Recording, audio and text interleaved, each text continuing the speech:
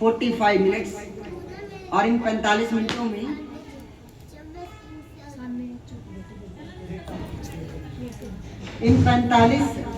में हमने बताना है कि आज हम यज्ञ क्यों कर रहे हैं। और ये पीछे जो बैनर आप देख रहे हैं, इस बैनर में ये शख्स कौन है।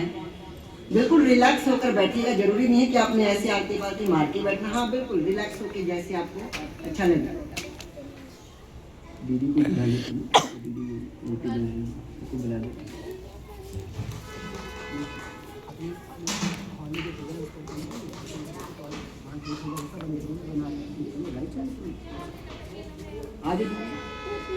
आज जेड़ा सुनने को मिलना होता फिर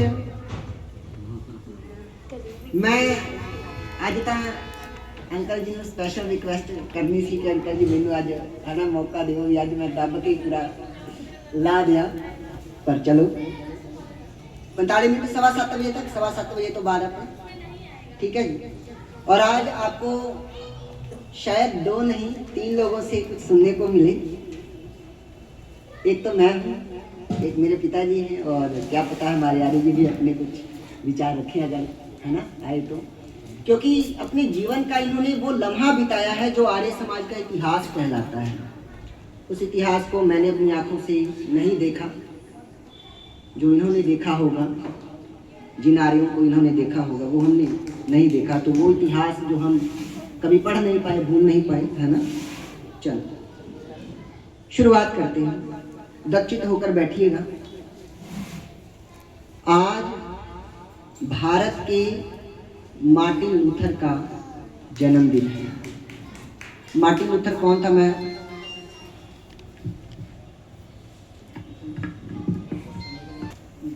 चलो साल 1483, सबको छोड़ के फोन अपने सारे साइलेंट करके ये बात बिल्कुल दक्षित होकर सुनना, क्योंकि ये बातें बस जो मेरे तक है मेरे से ही बाहर आएंगी और कोई इनको बताने नहीं आएगा। तो दक्षित होकर आप लोग सुनना, और हो सके तो थोड़ा थोड़ा आगे आ जाइए, अगर आगे आ सकें तो। काव्य जी आगे जी प्रेम से थोड़ा सा आगे।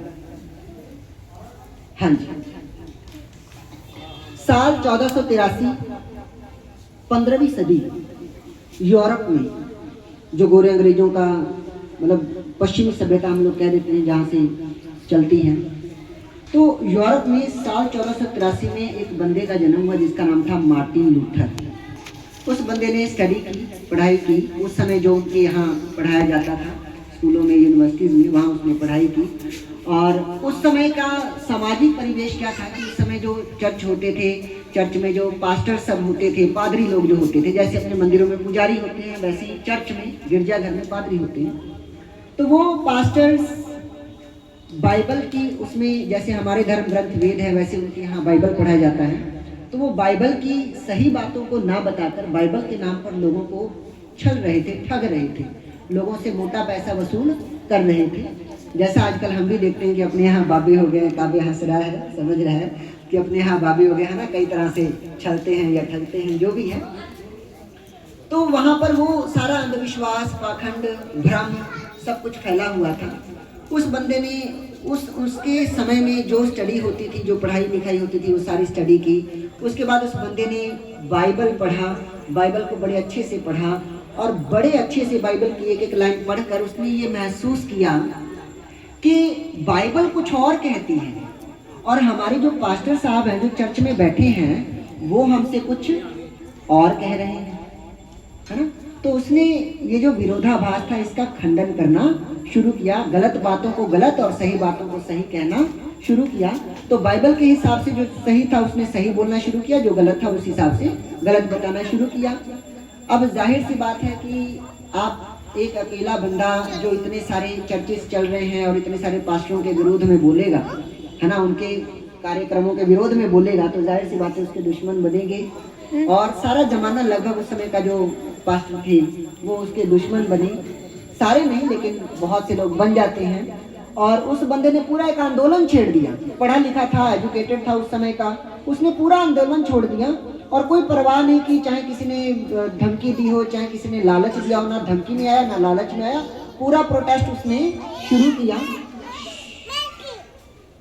पूरा प्रोटेस्ट उसने शुरू किया, प्रोटेस्ट करके सभी लोगों को जागरूक किया और फिर लोगों ने उसका साथ दिया। तो आज हम लोग एक नाम सुनते हैं, प्रोटेस्टेंट चर्च।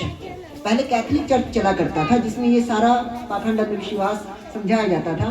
कभी हमने सत्यार्थ प्रकाश जब पढ़ी थी, सत्यार्थ प्रकाश पढ़नी शुरू की थी, देव जी बैठे हैं, याद है देव जी, वो चैप्टर आया था 11वें अध्याय में कि हुंडी बांध कर दे दिया करते थे कि जाओ तुम यहाँ हमें इतना धन दे दो और वहां स्वर्ग में जाकर तुम्हें ये इतना सुख मिल जाएगा। मतलब ऐसा कहा करते थे कि तुमने जो जो पाप किए हैं, जितने जितने पाप किए उस हिसाब से हमें धन बांधकर, धन की पोटली बांधकर हुंडी बना के हमको दे दो और हम परमात्मा से प्रार्थना करेंगे, मतलब पादरी जी प्रार्थना करेंगे कि आपको ये सारा धन स्वर्ग में मिल जाए। और स्वर्ग में वो अर्जी लगाएंगे कि हे प्रभु इनके पाप जो है वो माफ कर देंगे। आइए अंदर आइए बैठिए। तो परमात्मा से इस तरह उस समय अरदास की जाती थी। तो उसने इन सारी बातों का विरोध किया और आज 11वीं क्लास के 11वीं कक्षा के एसएसटी की बुक में, 11वीं कक्षा के एसएसटी की बुक में 5वें चैप्टर में पेज नंबर 117 है, वहां पर ये चीज आपको पढ़ने को मिल जाएगी। मैंने खुद इस चीज को स्टडी किया, पढ़ा, और उसने स्टडी में एक साफ बात लिखी है। उस बंदे ने सीधे सीधे कहा है, मार्टिन लूथर ने सीधे सीधे कहा है कि भगवान और भक्त के बीच में किसी तीसरे प्रीस्ट का कोई काम नहीं है। सीधे सीधे कहा उसने। तो ये सारी बातों का उसने खंडन किया। तो देखो यूरोप में अंधविश्वास फैला था, उस बंदे ने आगे बढ़कर, एक नौजवान निकला और उस नौजवान ने पढ़ लिख कर और उस समय की बाइबल पढ़ के जो सुधार करना था सुधार किया। अपने यहाँ देश में भी एक ऐसा व्यक्ति हुआ जिसको भारत का मार्टिन लूथर कहा जाता है, और उसने भी भारत के तमाम अंधविश्वास, पाखंड, छुआछूत, भेदभाव जो भी हो सकता था, नेगेटिविटी, उस सबको हटाने के लिए पुरजोर आंदोलन शुरू किया। अब जरा दिल थामकर दुनिया की सारी चीजें छोड़कर इन बातों को समझने का प्रयास करेंगे, क्योंकि मेरे पास ज्यादा समय नहीं है। मैंने 15 मिनट ही लेना है। 15 मिनट के पश्चात और भी भाषण आपको सुनने को मिलेगा। जरा ध्यान देना जी।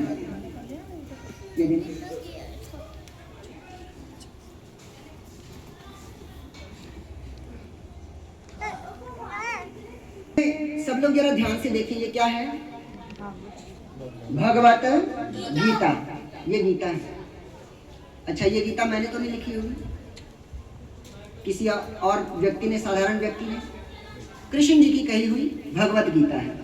मैं इसका तीसरा अध्याय, जिसका विषय है कर्मयोग, ये तीसरा अध्याय है। हाँ जी, ये अध्याय तीसरा है। और ये देखो यहाँ पर लिखा है, मैं क्या पढ़ रहा हूं जरा ध्यान से सुनना।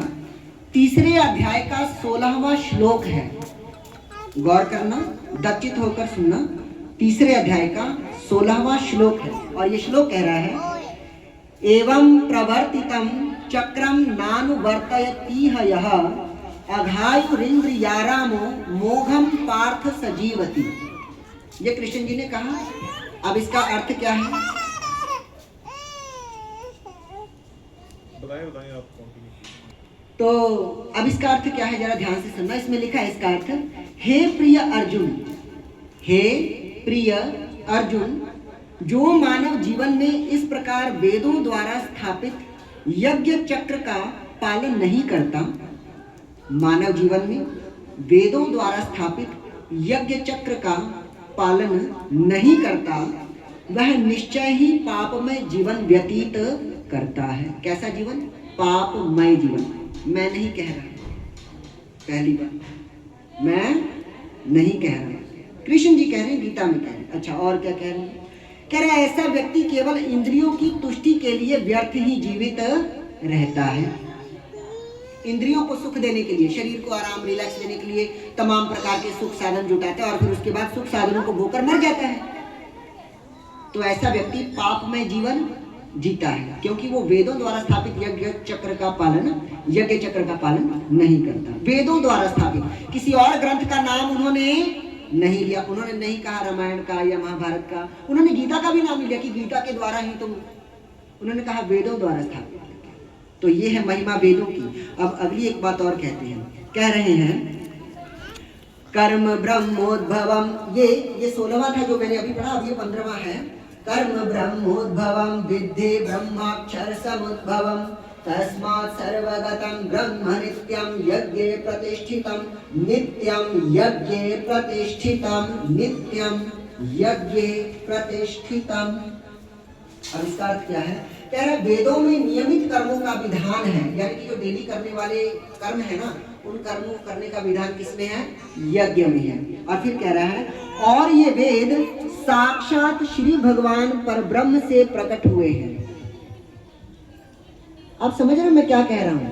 मैं ये कह रहा हूं कि वो कृष्ण जी जिनको हम अपना आराध्य देव मानते हैं और उनको अपने जीवन में सुख पाने के लिए उनकी पूजा करना चाहते हैं, उनकी आराधना करना चाहते हैं, उनकी बंदगी में सारा जीवन लगाना चाहते हैं, वो कृष्ण जी कह रहे हैं कि वे जो वेद है ना, ये किसी इंसान ने नहीं दिए, परब्रह्म ने दिए, परमात्मा ने दिए। किसी इंसान ने नहीं लिखे, किसने दिए? परमात्मा ने दिए।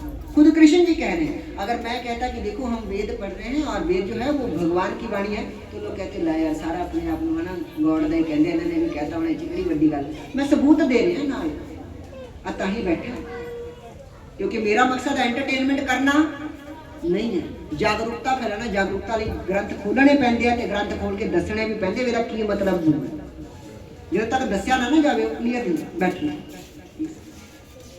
तो आप देखिए कह रहा है श्री भगवान परब्रह्म से प्रकट हुए हैं, फलतः सर्वव्यापी ब्रह्म यज्ञ कर्मों में सदा स्थित रहता है। यानी कि वो जो ईश्वर है वो यज्ञ के कार्यों में, यज्ञ कार्य संसार में जितने भी प्रकार के यज्ञ, सिर्फ यही यज्ञ नहीं है, यज्ञ और कई तरह के होते हैं।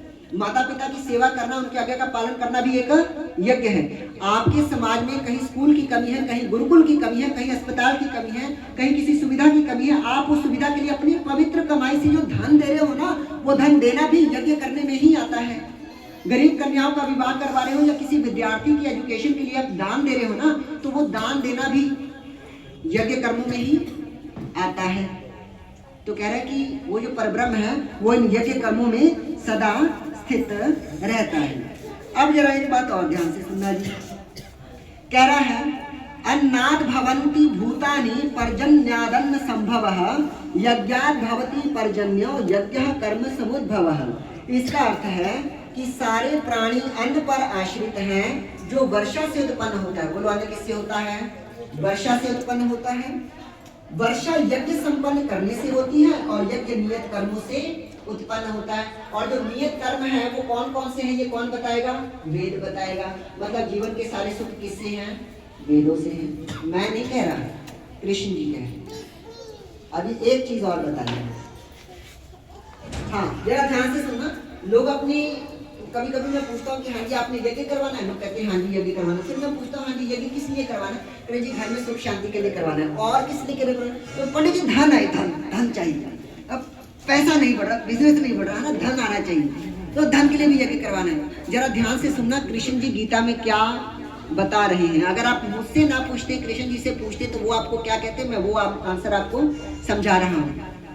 अगर आज आपने इन बातों को ध्यान से नहीं सुना और अपना ध्यान कहीं और लगाए रखा तो सबसे बड़ा लॉस हो जाएगा, क्योंकि महीने में एक ही बार होता है और आज ही 45 मिनट का समय, इसके बाद नहीं है। इष्टान भोगान हि वो देवा दास्यन्ते यज्ञ भाविताः तैर्दत्तान प्रदायभ्यो यो भुङ्क्ते स्तेन एव सः। इसका अर्थ है जीवन की विभिन्न आवश्यकताओं की पूर्ति करने वाले विभिन्न देवता यज्ञ संपन्न होने पर, क्या संपन्न होने पर?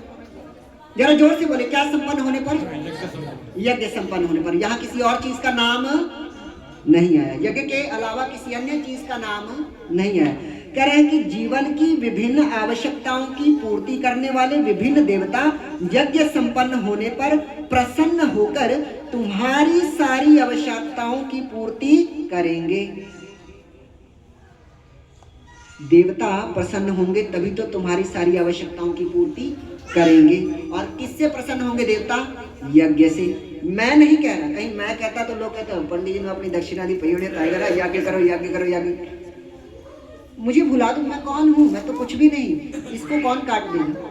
इसका खंडन कौन करेगा बताओ? सबसे ऊपर ये। अच्छा आगे क्या कहा? कह रहे हैं किंतु जो इन उपहारों को, यानी कि परमात्मा ने बहुत कुछ दिया, देवता जी ने बहुत कुछ दिया, किंतु जो इन उपहारों को देवताओं को अर्पित किए बिना भोगता है, देवताओं को चढ़ाए बिना भोगता है, अपने घर में जो माता पिता हैं, ये जो बुजुर्ग हैं ना, वो देवता तुल्य ही हैं। उनको दिए बिना जो भोगता है, अपने समाज में कितने ही वृद्धा हैं, कितने ही वृद्ध लोग हैं, कितने ही गरीब लोग हैं, कितने ही असमर्थ लोग हैं जो किसी कारणों से असमर्थ हैं, उनको दिए बिना जो भोगता है वो क्या है? कह रहा है निश्चित रूप से चोर है। क्या लिखा है? निश्चित रूप से क्या है? चोर है। अब आप मुझे एक बात बताओ, आप 56 प्रकार के भोग खा रहे हो और सामने वाला आपका पड़ोसी सूखी रोटी और अचार खा रहा है, बताओ तो आप क्या कर रहे हो? चोरी कर रहे हो। मैं नहीं कह रहा, गुस्सा आए तो भाई मुझ पे मत उतारना, मैं नहीं कह रहा, कृष्ण जी कह रहे हैं गीता में। इसके अलावा गीता में कृष्ण जी ने एक बात और कही है, यज्ञ दान तपः कर्मं न त्याज्यं कार्यमेव तत्, यज्ञ दान तपश्चैव पावनानि मनीषिणाम्। यज्ञ करना, दान करना और तप रूप कार्य करना, ये तीनों कार्य त्यागने योग्य नहीं है, छोड़ने योग्य नहीं है, ये अवश्य करने चाहिए। और इन्हीं कर्मों से महान लोग भी पवित्र हो जाते हैं, विद्वान लोग भी पवित्र। रावण भी विद्वान था लेकिन पवित्र तो विद्वान लोग भी पवित्र हो जाते हैं इन 3 कार्यों को करने से, यज्ञ, दान और तप। अब मैंने गीता से जो बताना था वो मैंने बता दिया। अब आप लोग मुझे ये बताएं, आज हम लोग वर्ष में कितनी बार यज्ञ करते हैं? अच्छा, आज हम लोग वेदों को कितना जानते हैं? आज हम लोग योग कितना करते हैं? कृष्ण जी को योगी राज कहा जाता है, हम लोग योग कितना करते हैं? मुझे जरा सोचकर बताओ कि जो जो काम, जो जो आज्ञाएं कृष्ण जी ने गीता में कही हैं कि ये चीजें करो, क्या उन रास्तों पर हम हैं? क्यों नहीं हैं? क्योंकि कृष्ण जी तो कह रहे हैं वेद पढ़ने को, और वेद कोई पंडित जी हमें पढ़ के बताते नहीं। कृष्ण जी कह रहे हैं यज्ञ करने को, और यज्ञ के पीछे वैज्ञानिकता क्या है वो हमें कोई समझाता नहीं। कृष्ण जी कह रहे हैं कि यज्ञ करने से ही सभी सुखों का संपादन होता है। अभी हमने वेद पढ़े थे, वेदों में भी यही था कि यज्ञ करने से ही सभी सुखों का संपादन करना चाहिए, और हमने यज्ञ ही साइड पे कर दिए हैं। अभी जब हम आए थे ना तो हमने सामग्री की प्लेट यहाँ पे निकाल के रखी थी, तो सामग्री में तमाम प्रकार की औषधियाँ, इतनी औषधियों का शायद लोग सिर्फ नाम ही सुनते होंगे, तो वो तमाम प्रकार की औषधियाँ हमने उसके ऊपर सजा के रखी थी। और हमने कहा था कि देखो हमने इसलिए रखा है ताकि लोग देखें और समझे कि सामग्री में इतनी तरह से चीजें मिलाई जा सकती हैं। तो हमें एक बात सुनने को मिली कि इसी चीज को देखकर कुछ लोग डर भी, भयभीत भी हो जाते हैं कि भाई इतना सब कुछ करना पड़ेगा, आप कितना खर्च कर लोगे? देखो यज्ञ में खर्चा ही कितना है, 1000 से 1500, इससे ज्यादा यज्ञ का सामान नहीं होता। बाकी आप ब्राह्मण जी की दक्षिणा कितनी ले लेंगे? चलो लगा लो, कितना लगा लो? ज्यादा से ज्यादा 1100, कोई ज्यादा खुश होता है, 1100 और ज्यादा खुश हुआ 11,000, कोई बहुत ही ज्यादा खुश हो गया 11 लाख, इसके ऊपर कुछ नहीं। लेकिन ये जो खर्च हो रहा है ये उन वैदिक विद्वानों को बढ़ाएगा जो वेदों की मर्यादाओं को लोगों के मनों में स्थापित करेंगे, क्योंकि जहाँ वेद आते हैं वहाँ कभी पाखंड और अंधविश्वास नहीं आता। लेकिन इन्हीं वेदों को हम भूल चुके थे महाभारत काल के बाद, और वेदों को छोड़कर हम बाकी सब कुछ कर रहे थे। इसलिए नारियों का पढ़ना लिखवाना भी बंद करवा दिया, सती प्रथा, बाल विवाह, ऐसी काम जो हमारी कहीं थी ही नहीं। अपने देश में कितनी पढ़ी लिखी नारियां थी, आंटी गार्गी, मैत्री, घोषा, ऐसी नारियां थी जो कितनी एजुकेटेड थी। लेकिन हमारे वालों ने क्या बताया, हमारे यहाँ के जो पाखंडी लोग थे उन्होंने क्या बताया, जो वेद नहीं पढ़ते थे उन्होंने क्या बताया कि जो नारियां हैं ढोल गवार शूद्र पशु नारी, यह सब ताड़ना के अधिकारी, सकल ताड़ना के अधिकारी, कि नारियों को पढ़ने लिखने का हक ही नहीं है, नारी तो अशुद्ध होती है, अपवित्र होती है। ऐसी बातें जनता में। अच्छा, छोटी जात वाले वेद नहीं पढ़ सकते, छोटी जात वाले गायत्री मंत्र नहीं सुन सकते। आप तो सब लोग बैठे हो, मैं आपको बताना चाहूँगा, अभी मैं आज जब मैं फ्री हुआ तो मैं दोपहर में गन्ने की जूस की रेडी पे, अपने यहाँ ये जो रोड जाता है ना, अपनी गली के ठीक सामने पावर हाउस रोड पे गन्ने की रेडी वाला खड़ता है, तो मैंने उससे गन्ने का जूस पिया और मैंने उसको इन्विटेशन दिया कि आज यज्ञ है, आपने जरूर आना है। जानते हो उसने क्या कहा? जानते हो उसने क्या कहा? उसने कहा कोई हमें रोकेगा तो नहीं ना। जानते हो क्या कहना चाह रहा था? कि हम छोटे लोग हैं, हमारे कपड़े शायद इतने अच्छे नहीं होंगे, क्योंकि मैं तो गन्ना बेच रहा हूँ और छींटे पड़े हुए गंदे हैं, कहीं कोई रोकेगा तो नहीं। मैंने उसको स्पष्ट बोला, क्या बोला, स्पष्ट बोला कि आप मेरा नाम ले लेना और मैं इनवाइट कर रहा हूँ। कह रहे ना जो पंडित जी यज्ञ करवा रहे हैं ना, उन्होंने ही बुलाया है, कोई नहीं रोकेगा। डर, तो ये तो छोटा सा डर था। आज से 20-25 और अब से 100-150 साल पहले इससे भी बड़े बड़े डर थे। कोई वेद मंत्र सुन लेना, कोई छोटी जात वाला, उसके कान में कांच पीस कर डाल दिया जाता था। ऐसे ऐसे रिवाज चल पड़े थे। यज्ञों में पशुओं की बलि, कोई कुछ डाल रहा है, कोई कुछ डाल रहा है, ऐसे ऐसे पाखंड और अंधविश्वास फैले हुए थे। ऐसे समय में 19वीं सदी में गुजरात के टंकारा में 12 फरवरी 1824 को, गुजरात के टंकारा गांव में 12 फरवरी 1824 को एक बालक का जन्म होता है जिसका नाम होता है मूल शंकर। और वो जैसे हमने मार्टिन लूथर की बात की कि पढ़ लिख कर विद्वान बना, मार्टिन लूथर ने तो थोड़ी बहुत एजुकेशन हासिल की, उसने सिर्फ बाइबल को पढ़ा।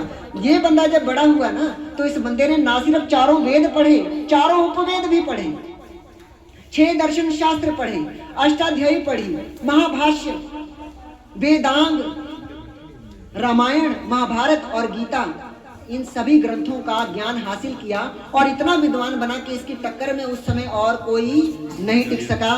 ना किसी पंडित का, किसी मंदिर का कोई पुजारी, कोई ब्राह्मण टिक पाया, ना कहीं कोई बाइबल जानने वाले पास्टर साहब टिक पाए, ना कहीं कोई मौलवी साहब, ना ही कहीं कोई अन्य विद्वान इनके सामने टिक पाया। तो इस बंदे ने अपने देश में जहाँ कहीं भी पाखंड और आडंबर अंधविश्वास देखा, उसका खंडन करना शुरू किया। और इस शख्स का नाम है महर्षि दयानंद सरस्वती।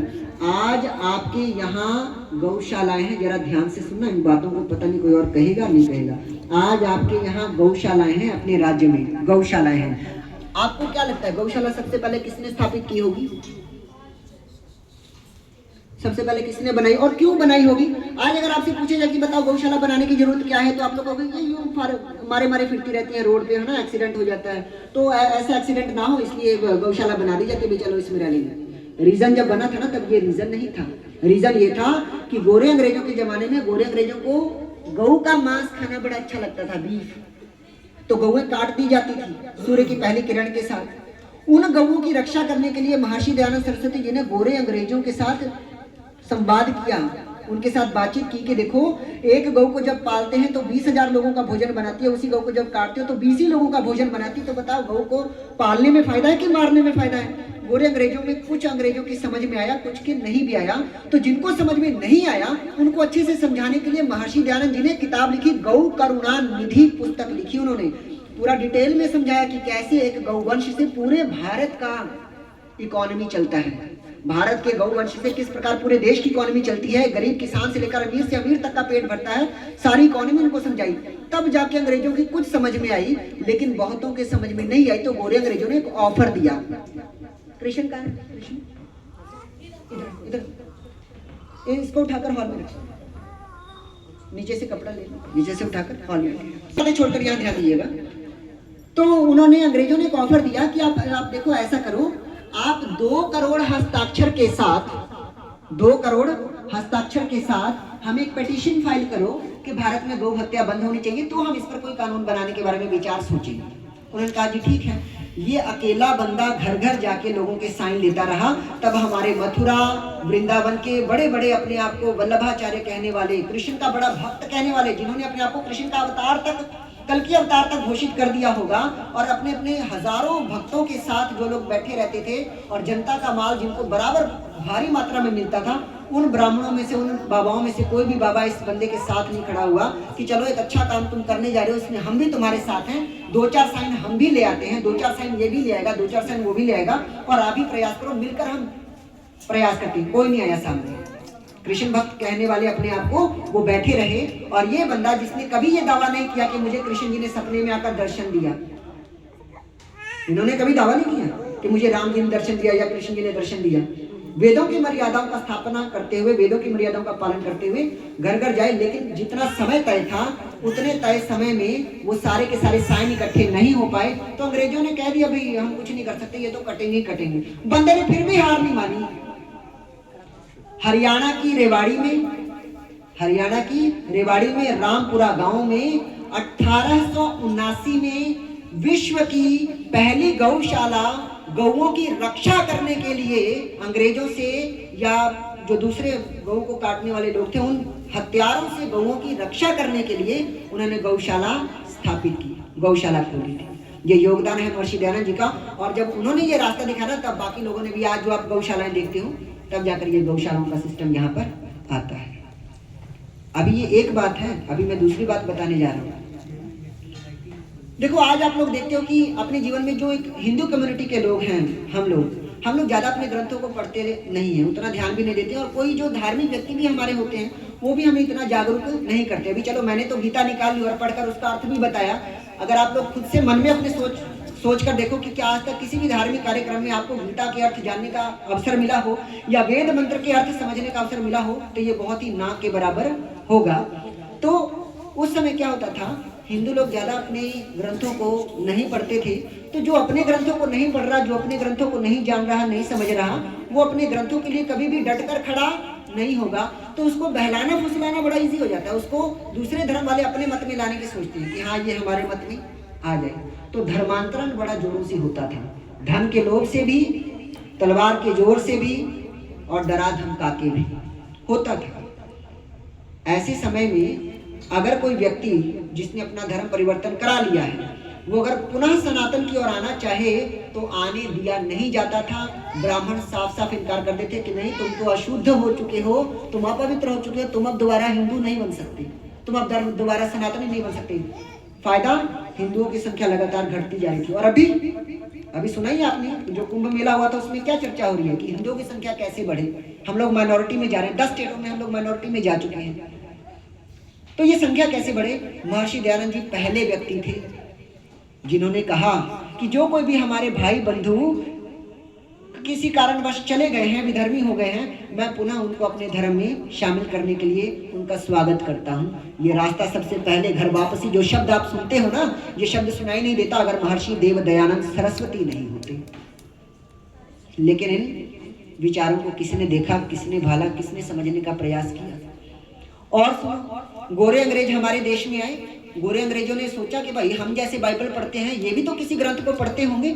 उनको पता चला कि भाई इनका ग्रंथ है वेद। तो उन्होंने सोचा, शरारत सूझी कि भाई इनके ग्रंथों में मिलावट की जाए, इनके ग्रंथों को तोड़ा मरोड़ा जाए, पहले पढ़ लिया जाए कि इसमें लिखा क्या है, उसके बाद इनको जो बताना है वो बताएंगे। तो उस समय यूरोप में, मैंने पहले यूरोप की चर्चा कर दी थी, उस समय यूरोप में 19वीं सेंचुरी में यूरोप में एक पर्सन था जिसका नाम था प्रोफेसर मैक्स मुलर। जरा ध्यान से सुनना, ये कोई काल्पनिक कथा नहीं है, काल्पनिक कथा नहीं है। Professor Max Muller Oxford university में संस्कृत का स्कॉलर था प्रोफेसर मैक्स मुलर। और वो पूरे यूरोप में ये माना जाता था कि उससे बड़ा और कोई विद्वान ही नहीं है संस्कृत का। तो उसको वेद थमाया गया और उसको कहा गया कि ले भाई तू पढ़ और हमें बता कि इसमें क्या क्या लिखा है। उसको जितनी थोड़ी बहुत संस्कृत आती थी, उसने उस संस्कृत के हिसाब से वेद मंत्रों का ट्रांसलेशन किया और उन ट्रांसलेशनों को लोगों को पढ़ाना शुरू किया। यूरोप में भी वही ट्रांसलेशन पढ़ा गया कि देखो जी वेदों में ये सब लिखा है। और वही सेम ट्रांसलेशन भारत में भी पढ़ाया जाने लगा, क्योंकि भारत में गोरी अंग्रेज की सरकार थी और गोरे अंग्रेज जो चाहते थे वही पढ़ाते थे जनता को। तो अंग्रेजों के स्कूलों में वैसी ही शिक्षाएं दी जाने लगी। और क्योंकि हमारे देश के लोगों के पास थोड़ी गरीबी थी या अनपढ़ता कह लो, कि थोड़े गांव के लोग थोड़े सीधे साधे भोले भाले होते थे, तो गांव के जो बच्चे अंग्रेजी सभ्यता के अनुसार पढ़ लिख लेते थे, वो अंग्रेजों की ही बात को फॉलो करते थे। तो अंग्रेजों की बात तो वही आएगी ना जो मैक्स मुलर ने लिखा है।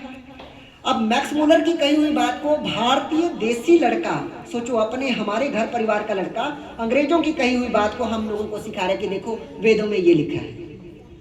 लेकिन यही ट्रांसलेशन जब महर्षि दयानंद जी के पास पहुंचा, तो महर्षि दयानंद जी ने एक एक ट्रांसलेशन में गलती लिखकर चिट्ठी लिखी और चिट्ठी लिखकर प्रोफेसर मैक्स मुलर को भिजवाई। वो जमाना चिट्ठियों का था। ऑक्सफोर्ड यूनिवर्सिटी के स्कॉलर प्रोफेसर मैक्स मुलर को चिट्ठी में लिखकर भेजा कि देखो आपके ट्रांसलेशन में ये गलतियां हैं।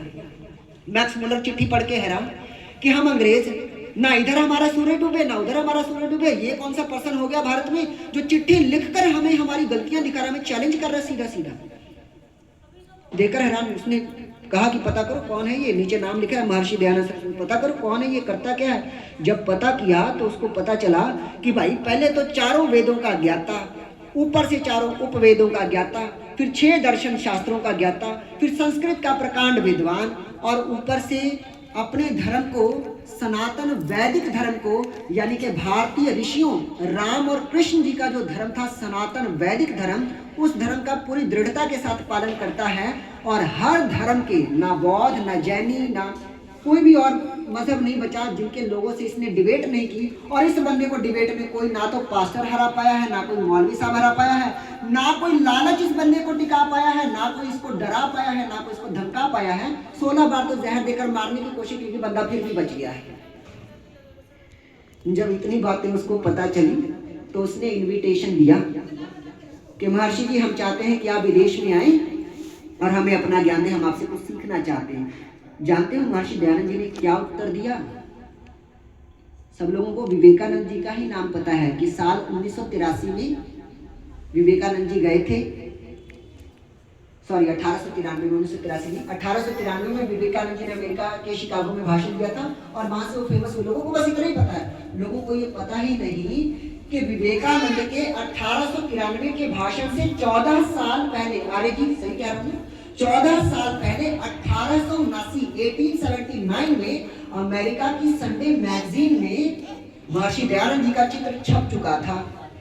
आप सोचो कि बंदा कितना ग्रेट रहा होगा जिसने कभी विदेश में पैर नहीं रखा, जिसने कभी विदेशी धरती पर कदम नहीं रखा। उस बंदे का चित्र विवेकानंद के भाषण होने से 14 साल पहले अमेरिका की संडे मैगजीन में छप चुका है।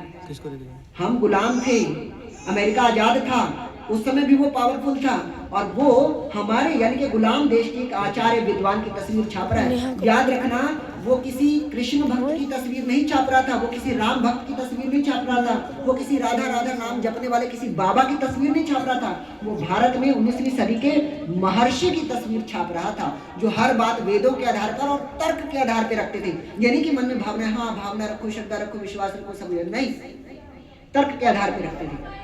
तो महर्षि दयानंद जी ने जब वो चिट्ठी पढ़ी कि हाँ जी इनविटेशन मिला है, जानते उन्होंने क्या जवाब दिया?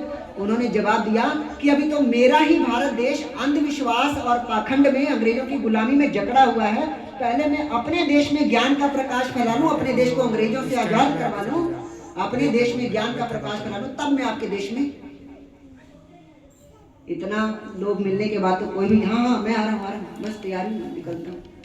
इस बंदे ने खड़े पैर ठोकर मार दिया। तो ये थे महर्षि दयानंद, ना डर ना लालच, और जो बोलना है सत्य ही बोलना है, किसी को अच्छा लगे बुरा लगे उसकी परवाह नहीं करते थे। और उस एक निराकार ईश्वर के अलावा कभी किसी और पर भरोसा नहीं किया, कहीं और जाकर सिर नहीं टिकाया। सोचो हमारे खिलाफ अगर कोई 2 शब्द बोल जाए तो हम उस बंदे से बोलना छोड़ देते हैं। कोई हमारे खिलाफ षड्यंत्र कर लेगा और हमें पता लग जाए कि ये हमारे खिलाफ ऐसे कर रहा है, तो हम लोग उसके यहाँ जाना छोड़ देते हैं। इस बंदे ने 16 बार तो जहर देकर मारने की कोशिश की, ना जाने और कितने षड्यंत्र किए होंगे, पर ये बंदा नहीं देगा। कर सत्य के लिए अगर गर्दन भी कटती हो, करती रहे, कोई परवाह नहीं। तो ये बंदा जब मृत्यु को प्राप्त हुआ तो उनके मरने के पश्चात गोरे अंग्रेजों ने कहा कि आज भारत का असली सूर्य अस्त हो गया है। ये थे महर्षि दयानंद सरस्वती जी का चरित्र। तो ये थी एक छोटी सी बात, एक छोटा सा भजन हम